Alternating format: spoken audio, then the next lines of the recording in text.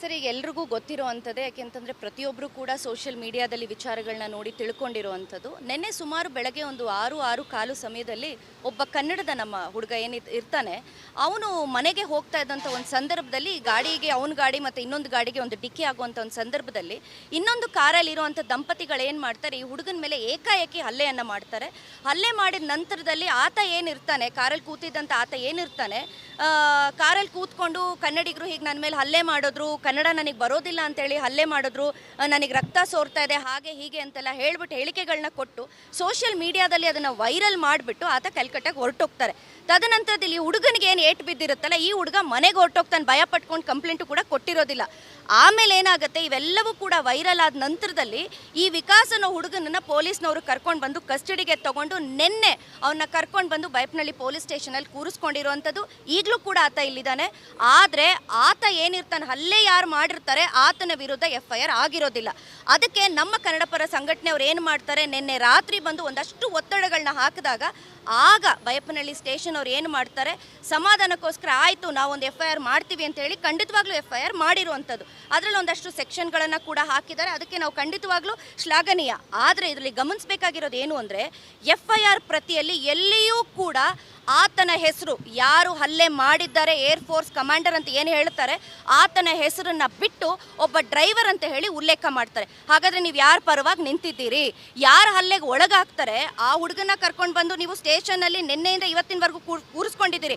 ಆತನಿಗೆ ಫೂಟೇಜಸ್ನ ಯಾರಾದರೂ ನೋಡಿದ್ರೆ ಸರ್, ಪ್ರತಿಯೊಬ್ಬರಿಗೂ ಗೊತ್ತಾಗುತ್ತೆ ಆತನ ಮೇಲೆ ಎಷ್ಟು ಹಲ್ಲೆ ಆಗಿದೆ, ಎಷ್ಟು ದಾರುಣವಾಗಿ ಅವನನ್ನು ಸಾಯೋ ಹಂತಕ್ಕೂ ಕೂಡ ಕರ್ಕೊಂಡು ಹೋಗಿದ್ದಾರೆ ಅಂತ. ಪ್ರತಿಯೊಬ್ಬರು ಸರ್, ಮನೇಲಿರುವಂಥ ಮಕ್ಕಳಿರೋವಂಥವ್ರು ಪ್ರತಿಯೊಬ್ಬರು ಭಯಪಡುವಂಥ ಒಂದು ಪರಿಸ್ಥಿತಿ ನಿರ್ಮಾಣ ಆಗಿದೆ. ಅದ್ರ ಜೊತೆಗೆ ಕನ್ನಡ ನಾನು ಮಾತಾಡಲಿಲ್ಲ, ಹಾಗಾಗಿ ಸಾರ್ವಜನಿಕರು ಸೇರಿಕೊಂಡು ನನ್ನ ಮೇಲೆ ಹಲ್ಲೆ ಮಾಡಿದ್ರು ಅಂತ ಯಾರೋ ವಲಸಿಗರು ಹೊರಗಡೆ ಬಂದಿರೋ ಅಂಥವ್ರು ಇವತ್ತು ಸೋಷಿಯಲ್ ಮೀಡಿಯಾ ಇದೆ ಅಂತ ಹೇಳಿ ಬಾಯಿಗೆ ಬಂದಂಗೆ ಮಾತಾಡ್ತಾರೆ, ಕೋಮು ಗಲಭೆಯನ್ನು ಸೃಷ್ಟಿ ಮಾಡ್ತಾರೆ. ನಾನು ಒಂದೇ ಕೇಳೋದು, ತನಿಖೆ ಎರಡೂ ಕಡೆಯಿಂದನೂ ಕೂಡ ಒಂದೇ ಸ್ವರೂಪವನ್ನು ತಗೊಳ್ಬೇಕು. ಈ ಹುಡುಗನ್ನ ನೀವು ಹೇಗೆ ಕರ್ಕೊಂಡು ಬಂದು ಇವತ್ತು ಸ್ಟೇಷನಲ್ಲಿ ಕೂರಿಸ್ಕೊಂಡಿದ್ದೀರೋ, ಖಂಡಿತವಾಗ್ಲೂ ಏರ್ ಫೋರ್ಸ್ ಕಮಾಂಡರ್ ಯಾರಿದ್ದಾರೆ ಅವ್ರನ್ನೂ ಕೂಡ ತನಿಖೆಗೆ ಒಳಪಡಿಸಬೇಕು ಅಂತ ಹೇಳಿ ಮುಖಾಂತರ ನಾನು ಕೇಳ್ಕೊತೀನಿ. ಆಲ್ರೆಡಿ ಒಂದು ಕಡೆ ವಿಕಾಸ್ನ ಆಲ್ರೆಡಿ ಬಂಧಿಸ್ಬಿಟ್ಟಿದ್ದಾರೆ, ಇನ್ನೊಂದು ಕಡೆ ಈಗ ಸದ್ಯಕ್ಕೆ ಏನು ಆರೋಪಿತ ವ್ಯಕ್ತಿ ಹೇಳಿದರೆ ಅವರು ಈಗ ಕೋಲ್ಕತ್ತಾದಲ್ಲಿ.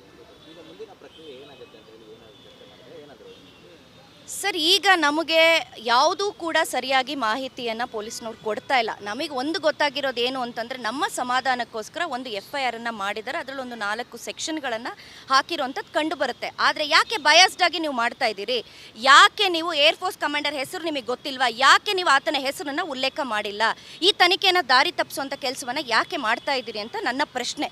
ಹಾಗೆ ಈಗ ಮುಂದಿನ ತನಿಖೆ ಏನು ಅಂತಂದರೆ, ಈಗ ವಿಕಾಸ್ ಏನಿದ್ದಾರೆ ಅವ್ರನ್ನ ಕೋರ್ಟ್ಗೆ ಪ್ರೊಡ್ಯೂಸ್ ಮಾಡ್ತೀವಿ, ಅಲ್ಲೊಂದು ಚಿಕ್ಕ ಒಂದು ಇದಿರುತ್ತೆ, ಅದ ನಂತರದಲ್ಲಿ ಅವರಿಗೆ ರಿಲೀಸ್ ಮಾಡುವಂಥದ್ದು ಆಗತ್ತೆ ಅಂತೇಳಿ ಹೇಳ್ತಾ ಇದ್ದಾರೆ.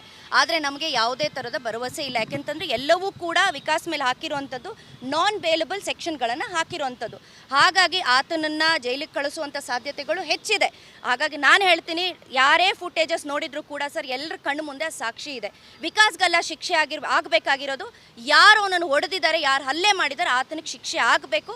ಆತನಿಗೆ ಕಾನೂನಿನ ಏನು ಕ್ರಮ ಇದೆ ಅದು ಖಂಡಿತವಾಗ್ಲೂ ಆಗಬೇಕು.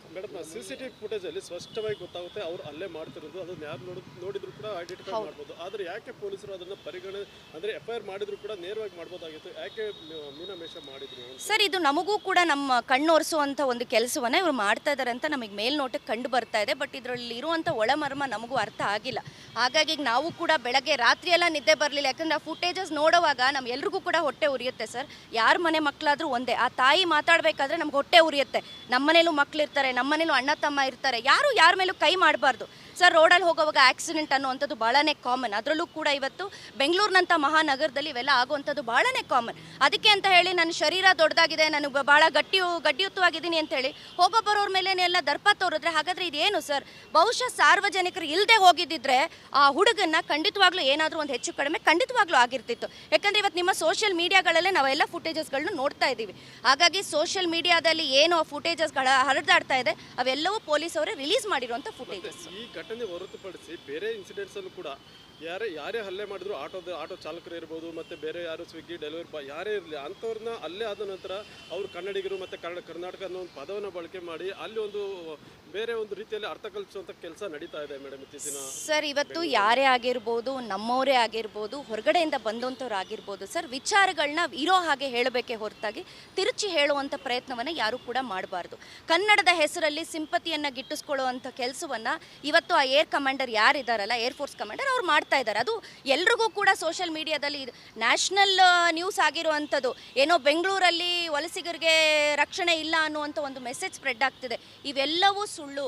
ಇಲ್ಲಿ ನಮ್ಮ ಮೇಲೆ ಹೊರಗಿಂದ ಬಂದಂಥವರು ದಬ್ಬಾಳಿಕೆ ಮಾಡ್ತಾ ಇರುವಂಥದ್ದು ಮತ್ತು ವಿಚಾರಗಳನ್ನ ತಿರ್ಚುವಂಥದ್ದು ಸ್ಪಷ್ಟವಾಗಿ ಇವತ್ತು ಎಲ್ಲ ಸೋಷಿಯಲ್ ಮೀಡಿಯಾಗಳಲ್ಲಿ ನಿಮ್ಮ ಮಾಧ್ಯಮಗಳ ಮುಖಾಂತರ ಪ್ರತಿಯೊಬ್ಬರಿಗೂ ಗೋಚರ ಆಗ್ತಾ ಇರುವಂಥದ್ದು. ನೆಕ್ಸ್ಟ್ ನಿಮ್ಮ ಮುಂದಿನ ನಡೆ ಏನು ಅಂತ ಹೇಳಿ ಮೇಡಮ್? ಸರ್, ಈಗ ನಾವು ಕೂಡ ಕಾದು ನೋಡ್ತೀವಿ. ಪೊಲೀಸ್ನವರ ನಡೆ ಏನಾಗಿರುತ್ತೆ, ಯಾವ ರೀತಿ ತನಿಖೆಯನ್ನು ಮಾಡ್ತಾರೆ ಅನ್ನೋದು ನಾವು ಕೂಡ ಕಾದು ನೋಡಬೇಕಾಗಿದೆ. ಹಾಗೆ ವಿಕಾಸ್ ಅವರು ಆದಷ್ಟು ಬೇಗ ರಿಲೀಸ್ ಆಗಬೇಕು ಮತ್ತು ಅವರಿಗೆ ಮೆಡಿಕಲ್, ನನಗೆ ಗೊತ್ತಿರೋ ಹಾಗೆ ಅವ್ರಿಗೆ ಆದಷ್ಟು ಬೇಗ ಚಿಕಿತ್ಸೆಗೆ ಒಳಪಡಬೇಕು ಅಂತ ನಾನು ಕೇಳ್ಕೊಳ್ತೀನಿ ಸರ್. ಯಾಕೆಂತಂದರೆ ಅಷ್ಟು ಹಲ್ಲೆ ಆಗಿದೆ. ನಾನು ಅವರನ್ನು ಇನ್ನೂ ನೋಡಿಲ್ಲ. ಬಹುಶಃ ನಾವು ಫುಟೇಜಸ್ ಎಲ್ಲ ನೋಡಿದಾಗ ಒದ್ದಿದ್ದಾರೆ, ಮುಖ ಎಲ್ಲ ಪರ್ಚಿದ್ದಾರೆ, ಗೀಚಿದ್ದಾರೆ, ಕಚ್ಚಿದ್ದಾರೆ, ಇವೆಲ್ಲವನ್ನು ಮಾಡಿರುವಂಥದ್ದು. ಹಾಗಾಗಿ ಅವ್ರನ್ನ ಆದಷ್ಟು ಬೇಗ ಅವರನ್ನು ಒಂದು ಚಿಕಿತ್ಸೆಗೆ ಒಳಪಡಿಸಬೇಕು ಅಂತ ಹೇಳಿ ನಾನು ಕೇಳ್ಕೊಳ್ತೇನೆ. ಸರ್, ಈಗ ಎಲ್ರಿಗೂ ಗೊತ್ತಿರೋ ಅಂಥದ್ದೇ. ಯಾಕೆಂತಂದರೆ ಪ್ರತಿಯೊಬ್ಬರು ಕೂಡ ಸೋಷಿಯಲ್ ಮೀಡಿಯಾದಲ್ಲಿ ವಿಚಾರಗಳನ್ನ ನೋಡಿ ತಿಳ್ಕೊಂಡಿರುವಂಥದ್ದು. ನಿನ್ನೆ ಸುಮಾರು ಬೆಳಗ್ಗೆ ಒಂದು 6-6:15 ಸಮಯದಲ್ಲಿ ಒಬ್ಬ ಕನ್ನಡದ ನಮ್ಮ ಹುಡುಗ ಇರ್ತಾನೆ, ಅವನು ಮನೆಗೆ ಹೋಗ್ತಾ ಇದ್ದಂಥ ಒಂದು ಸಂದರ್ಭದಲ್ಲಿ ಗಾಡಿಗೆ, ಅವನ ಗಾಡಿ ಮತ್ತು ಇನ್ನೊಂದು ಗಾಡಿಗೆ ಒಂದು ಡಿಕ್ಕಿ ಆಗುವಂಥ ಒಂದು ಸಂದರ್ಭದಲ್ಲಿ ಇನ್ನೊಂದು ಕಾರಲ್ಲಿ ಇರುವಂಥ ದಂಪತಿಗಳು ಏನು ಮಾಡ್ತಾರೆ, ಈ ಹುಡುಗನ ಮೇಲೆ ಏಕಾಏಕಿ ಹಲ್ಲೆಯನ್ನು ಮಾಡ್ತಾರೆ. ಹಲ್ಲೆ ಮಾಡಿದ ನಂತರದಲ್ಲಿ ಆತ ಏನಿರ್ತಾನೆ, ಕಾರಲ್ಲಿ ಕೂತಿದ್ದಂಥ ಆತ ಏನಿರ್ತಾನೆ, ಕಾರಲ್ಲಿ ಕೂತ್ಕೊಂಡು ಕನ್ನಡಿಗರು ಹೀಗೆ ನನ್ನ ಮೇಲೆ ಹಲ್ಲೆ ಮಾಡಿದ್ರು, ಕನ್ನಡ ನನಗೆ ಬರೋದಿಲ್ಲ ಅಂತೇಳಿ ಹಲ್ಲೆ ಮಾಡಿದ್ರು, ನನಗೆ ರಕ್ತ ಸೋರ್ತಾ ಇದೆ, ಹಾಗೆ ಹೀಗೆ ಅಂತೆಲ್ಲ ಹೇಳ್ಬಿಟ್ಟು ಹೇಳಿಕೆಗಳನ್ನ ಕೊಟ್ಟು ಸೋಷಿಯಲ್ ಮೀಡಿಯಾದಲ್ಲಿ ಅದನ್ನು ವೈರಲ್ ಮಾಡಿಬಿಟ್ಟು ಆತ ಕಲ್ಕಟ್ಟಾಗಿ ಹೊರಟೋಗ್ತಾರೆ. ತದನಂತರದಲ್ಲಿ ಈ ಹುಡುಗನಿಗೆ ಏನು ಏಟು ಬಿದ್ದಿರುತ್ತಲ್ಲ, ಈ ಹುಡುಗ ಮನೆಗೆ ಹೊರಟೋಗ್ತಾನೆ, ಭಯ ಪಟ್ಕೊಂಡು ಕಂಪ್ಲೇಂಟು ಕೂಡ ಕೊಟ್ಟಿರೋದಿಲ್ಲ. ಆಮೇಲೆ ಏನಾಗುತ್ತೆ, ಇವೆಲ್ಲವೂ ಕೂಡ ವೈರಲ್ ಆದ ನಂತರದಲ್ಲಿ ಈ ವಿಕಾಸ್ ಅನ್ನೋ ಹುಡುಗನನ್ನು ಪೊಲೀಸ್ನವರು ಕರ್ಕೊಂಡು ಬಂದು ಕಸ್ಟಡಿಗೆ ತಗೊಂಡು ನಿನ್ನೆ ಅವನ್ನ ಕರ್ಕೊಂಡು ಬಂದು ಬೈಪ್ನಳ್ಳಿ ಪೊಲೀಸ್ ಸ್ಟೇಷನಲ್ಲಿ ಕೂರಿಸ್ಕೊಂಡಿರುವಂಥದ್ದು. ಈಗಲೂ ಕೂಡ ಆತ ಇಲ್ಲಿದ್ದಾನೆ. ಆದರೆ ಆತ ಏನಿರ್ತಾನೆ, ಹಲ್ಲೆ ಯಾರು ಮಾಡಿರ್ತಾರೆ ಆತನ ವಿರುದ್ಧ FIR ಆಗಿರೋದಿಲ್ಲ. ಅದಕ್ಕೆ ನಮ್ಮ ಕನ್ನಡ ಪರ ಸಂಘಟನೆಯವ್ರು ಏನು ಮಾಡ್ತಾರೆ, ನಿನ್ನೆ ರಾತ್ರಿ ಬಂದು ಒಂದಷ್ಟು ಒತ್ತಡಗಳನ್ನ ಹಾಕಿದಾಗ ಆಗ ಬೈಯಪ್ಪನಹಳ್ಳಿ ಸ್ಟೇಷನ್ ಅವ್ರು ಏನು ಮಾಡ್ತಾರೆ, ಸಮಾಧಾನಕ್ಕೋಸ್ಕರ ಆಯಿತು ನಾವೊಂದು FIR ಮಾಡ್ತೀವಿ ಅಂತ ಹೇಳಿ ಖಂಡಿತವಾಗ್ಲೂ FIR ಮಾಡಿರುವಂಥದ್ದು. ಅದರಲ್ಲಿ ಒಂದಷ್ಟು ಸೆಕ್ಷನ್ಗಳನ್ನು ಕೂಡ ಹಾಕಿದ್ದಾರೆ. ಅದಕ್ಕೆ ನಾವು ಖಂಡಿತವಾಗ್ಲೂ ಶ್ಲಾಘನೀಯ. ಆದರೆ ಇದರಲ್ಲಿ ಗಮನಿಸಬೇಕಾಗಿರೋದು ಏನು ಅಂದರೆ, FIR ಪ್ರತಿಯಲ್ಲಿ ಎಲ್ಲಿಯೂ ಕೂಡ ಆತನ ಹೆಸರು, ಯಾರು ಹಲ್ಲೆ ಮಾಡಿದ್ದಾರೆ ಏರ್ ಫೋರ್ಸ್ ಕಮಾಂಡರ್ ಅಂತ ಏನು ಹೇಳ್ತಾರೆ, ಆತನ ಹೆಸರನ್ನು ಬಿಟ್ಟು ಒಬ್ಬ ಡ್ರೈವರ್ ಅಂತ ಹೇಳಿ ಉಲ್ಲೇಖ ಮಾಡ್ತಾರೆ. ಹಾಗಾದರೆ ನೀವು ಯಾರ ಪರವಾಗಿ ನಿಂತಿದ್ದೀರಿ, ಯಾರು ಹಲ್ಲೆಗೆ ಒಳಗಾಗ್ತಾರೆ ಆ ಹುಡುಗನ ಕರ್ಕೊಂಡು ಬಂದು ನೀವು ಸ್ಟೇಷನ್ನಲ್ಲಿ ನಿನ್ನೆಯಿಂದ ಇವತ್ತಿನವರೆಗೂ ಕೂರಿಸ್ಕೊಂಡಿದ್ದೀರಿ. ಆತನಿಗೆ ಫೂಟೇಜಸ್ನ ಯಾರಾದರೂ ನೋಡಿದ್ರೆ ಸರ್, ಪ್ರತಿಯೊಬ್ಬರಿಗೂ ಗೊತ್ತಾಗುತ್ತೆ ಆತನ ಮೇಲೆ ಎಷ್ಟು ಹಲ್ಲೆ ಆಗಿದೆ, ಎಷ್ಟು ದಾರುಣವಾಗಿ ಅವನನ್ನು ಸಾಯೋ ಹಂತಕ್ಕೂ ಕೂಡ ಕರ್ಕೊಂಡು ಹೋಗಿದ್ದಾರೆ ಅಂತ. ಪ್ರತಿಯೊಬ್ಬರು ಸರ್, ಮನೇಲಿರುವಂಥ ಮಕ್ಕಳಿರೋವಂಥವ್ರು ಪ್ರತಿಯೊಬ್ಬರು ಭಯಪಡುವಂಥ ಒಂದು ಪರಿಸ್ಥಿತಿ ನಿರ್ಮಾಣ ಆಗಿದೆ. ಅದ್ರ ಜೊತೆಗೆ ಕನ್ನಡ ನಾನು ಮಾತಾಡಲಿಲ್ಲ, ಹಾಗಾಗಿ ಸಾರ್ವಜನಿಕರು ಸೇರಿಕೊಂಡು ನನ್ನ ಮೇಲೆ ಹಲ್ಲೆ ಮಾಡಿದ್ರು ಅಂತ ಯಾರೋ ವಲಸಿಗರು ಹೊರಗಡೆ ಬಂದಿರೋ ಅಂಥವ್ರು ಇವತ್ತು ಸೋಷಿಯಲ್ ಮೀಡಿಯಾ ಇದೆ ಅಂತ ಹೇಳಿ ಬಾಯಿಗೆ ಬಂದಂಗೆ ಮಾತಾಡ್ತಾರೆ, ಕೋಮು ಗಲಭೆಯನ್ನು ಸೃಷ್ಟಿ ಮಾಡ್ತಾರೆ. ನಾನು ಒಂದೇ ಕೇಳೋದು, ತನಿಖೆ ಎರಡೂ ಕಡೆಯಿಂದನೂ ಕೂಡ ಒಂದೇ ಸ್ವರೂಪವನ್ನು ತಗೊಳ್ಬೇಕು. ಈ ಹುಡುಗನ್ನ ನೀವು ಹೇಗೆ ಕರ್ಕೊಂಡು ಬಂದು ಇವತ್ತು ಸ್ಟೇಷನಲ್ಲಿ ಕೂರಿಸ್ಕೊಂಡಿದ್ದೀರೋ, ಖಂಡಿತವಾಗ್ಲೂ ಏರ್ ಫೋರ್ಸ್ ಕಮಾಂಡರ್ ಯಾರಿದ್ದಾರೆ ಅವ್ರನ್ನೂ ಕೂಡ ತನಿಖೆಗೆ ಒಳಪಡಿಸಬೇಕು ಅಂತ ಹೇಳಿ ಮುಖಾಂತರ ನಾನು ಕೇಳ್ಕೊತೀನಿ. ಮೇಡಮ್, ಇವಾಗಲೇ ನೀವು ಹೇಳಿದ್ರೆ FIR ಉಲ್ಲೇಖ ಮಾಡಲಿಲ್ಲ ಅಂತ ಹೇಳಿ.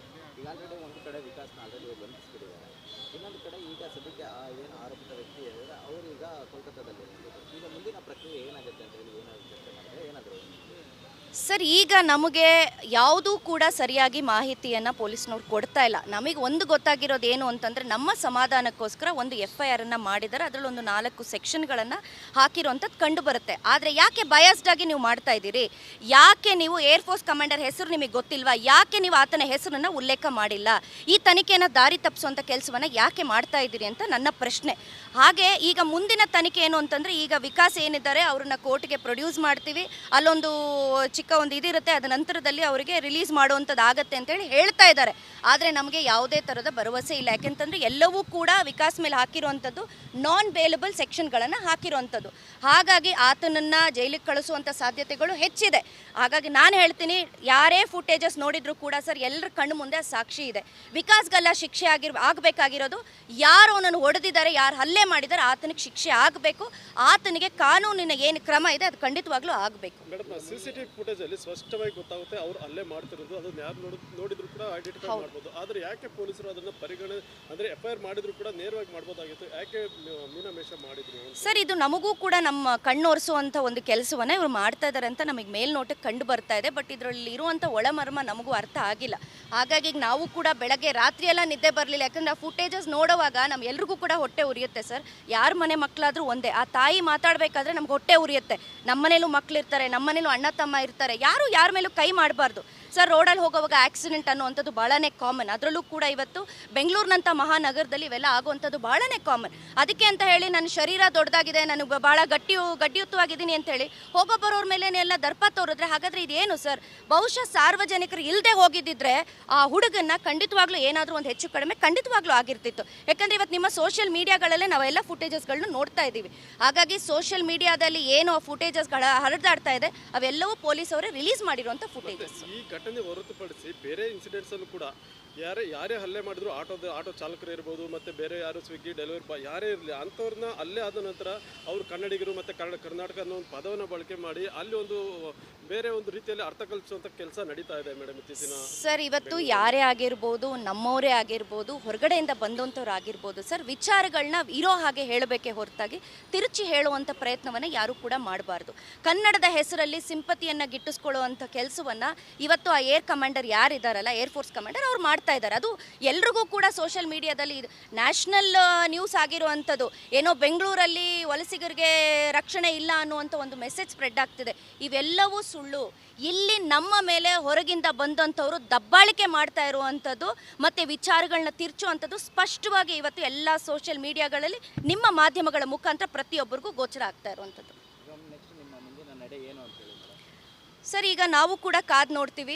ಪೊಲೀಸ್ನವರ ನಡೆ ಏನಾಗಿರುತ್ತೆ, ಯಾವ ರೀತಿ ತನಿಖೆಯನ್ನು ಮಾಡ್ತಾರೆ ಅನ್ನೋದು ನಾವು ಕೂಡ ಕಾದು ನೋಡಬೇಕಾಗಿದೆ. ಹಾಗೆ ವಿಕಾಸ್ ಅವರು ಆದಷ್ಟು ಬೇಗ ರಿಲೀಸ್ ಆಗಬೇಕು ಮತ್ತು ಅವರಿಗೆ ಮೆಡಿಕಲ್, ನನಗೆ ಗೊತ್ತಿರೋ ಹಾಗೆ ಅವ್ರಿಗೆ ಆದಷ್ಟು ಬೇಗ ಚಿಕಿತ್ಸೆಗೆ ಒಳಪಡಬೇಕು ಅಂತ ನಾನು ಕೇಳ್ಕೊಳ್ತೀನಿ ಸರ್. ಯಾಕೆಂತಂದರೆ ಅಷ್ಟು ಹಲ್ಲೆ ಆಗಿದೆ. ನಾನು ಅವ್ರನ್ನ ಇನ್ನೂ ನೋಡಿಲ್ಲ. ಬಹುಶಃ ನಾವು ಫುಟೇಜಸ್ ಎಲ್ಲ ನೋಡಿದಾಗ ಒದ್ದಿದ್ದಾರೆ, ಮುಖ ಎಲ್ಲ ಪರ್ಚಿದ್ದಾರೆ, ಗೀಚಿದ್ದಾರೆ, ಕಚ್ಚಿದ್ದಾರೆ, ಇವೆಲ್ಲವನ್ನು ಮಾಡಿರುವಂಥದ್ದು. ಹಾಗಾಗಿ ಅವ್ರನ್ನ ಆದಷ್ಟು ಬೇಗ ಅವ್ರನ್ನ ಒಂದು ಚಿಕಿತ್ಸೆಗೆ ಒಳಪಡಿಸಬೇಕು ಅಂತ ಹೇಳಿ ನಾನು ಕೇಳ್ಕೊಳ್ತೇನೆ.